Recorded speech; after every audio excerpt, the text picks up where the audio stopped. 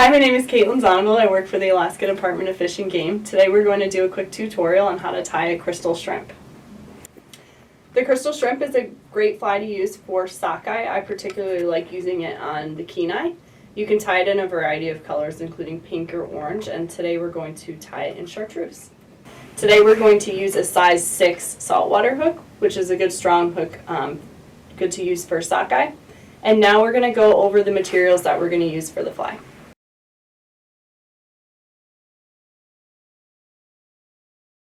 So for the Krystal shrimp, we're going to use chartreuse craft fur, crystal flash, plastic eyes. You can use bead chain eyes, it's up to you. For our thread, we're going to use chartreuse thread.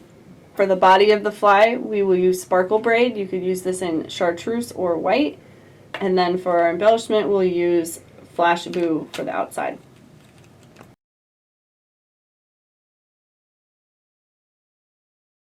To get started, we're going to start by putting a thread base on the fly to attach our materials to. Extend your thread base all the way to the end of the hook so that we can start by attaching our first material to the back. And now you'll clip the tag end off.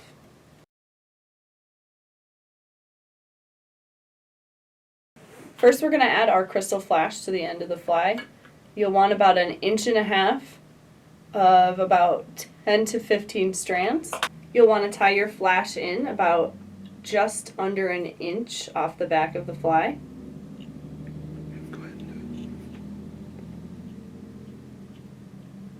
Once you have it tied in, you'll clip off your excess material.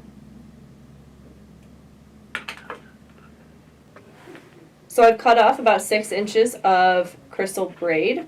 We're going to tie that into the back so that we can wrap it around the body, and then we will put our eyes on.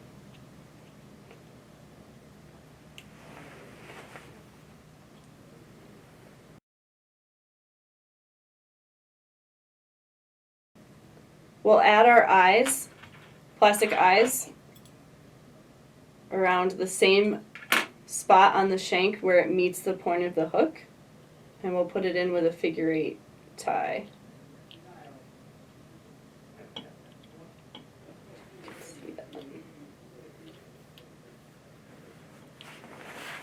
And then bring our thread to the front of the hook. For better securing the eyes to your hook, you can also add some head cement to make sure that they are on. Now we're going to wrap our crystal braid up and around the eyes to the front of the hook.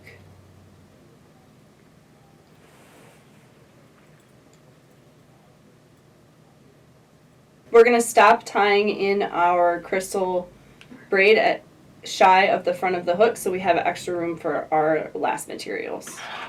Cool. Now we're going to get ready to put in our next material, which is the craft fur.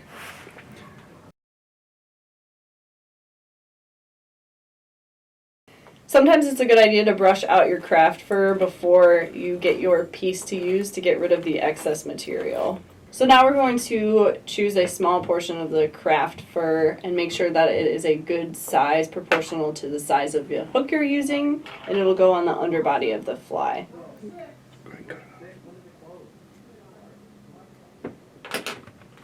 So we're going to tie the craft fur right below on the bottom side of the fly, pointing towards the hook point, right behind the eye of the hook.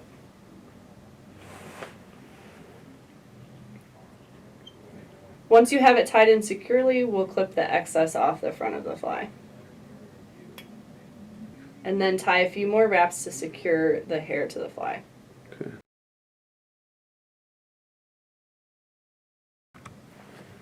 So I've clipped about 10 strands of the flash in about 3/4 inch. We're going to add it to the bottom of the fly in the same direction as the craft hair.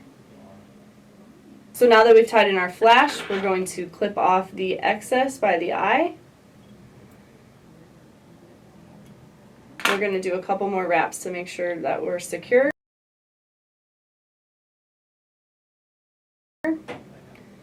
Then we can tie in a knot to secure the head of the fly. Usually 2 will suffice.